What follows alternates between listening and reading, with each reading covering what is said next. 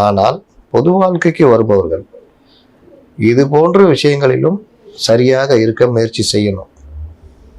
சரியாக இருக்கணும்னு நம்ம சொல்ல முடியாது, இருக்க முயற்சி செய்யணும். ஏன்னா தன்னுடைய வீட்டில் தன்னுடைய இதை இந்த மாதிரி விஷயங்களில் மெயின்டைன் பண்ண முடியாதவர் எப்படி நாட்டில் பண்ணுவாருன்ற கேள்வியை பொதுவான எதிர்கருத்து உள்ளவர்கள் வைப்பார்கள். இன்னொரு பக்கம் பெண்கள் மத்தியில் உங்களை நீங்கள் எப்படி பார்க்கப்படுவீர்கள் என்றால், அமெரிக்காவே அதுக்கு உதாரணம் சொல்கிறார். அமெரிக்க ஜனாதிபதினா அவருக்கு ஒரு மனைவி கட்டாயம் இருக்கணும், குழந்தை இருக்கணும், 3 பேரும் அப்படி சந்தோஷமா பொது வெளியில வரும்போது கை பிடிச்சிட்டு இது பண்ணணும். நீங்க பார்த்துருப்பீங்கல்ல, 1000 இது இருந்தாலும் மனைவி மக்களோட வந்து நிற்பார் ஒரு அமெரிக்க ஜனாதிபதி.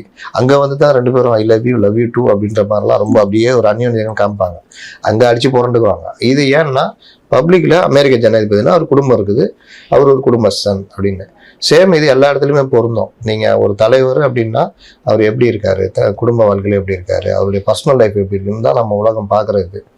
அப்போ அந்த விஷயத்துல விஜய்க்கு சிக்கல் வருதுன்னா அவர் அதை தவிர்க்க பார்க்கணும், அதுல இருந்து வெளியில வர பார்க்கணும், அந்த விஷயத்த ஷார்ட் அவுட் பண்ண பார்க்கணும். அது ரொம்ப முக்கியம். அதுல கொஞ்சம் தவறிட்டாரு. இப்போ அதை வந்து கரெக்டா தேர்தல் நேரத்துல வேண்டுமென்றே எடுத்து அந்த அஃபிடேவிட் எடுத்து வெளியிடுறாங்க. இப்ப அபிடவிட் எடுத்து வெளியிடுறாங்க அப்படின்னு சொல்லுவாங்க. ஏன்னா இன்னைக்கு காலையில கூட அவங்க மனைவி கொடுத்திருக்க ஸ்டேட்மெண்ட்னா, நான் 2 வருஷமா இந்த பிரச்சனை எங்களுக்கு போயிட்டு இருக்கு, இத பத்தி என்ன எந்த முன்னெடுப்புமே எடுக்க விடாம முடக்கி வச்சிருந்தாரு.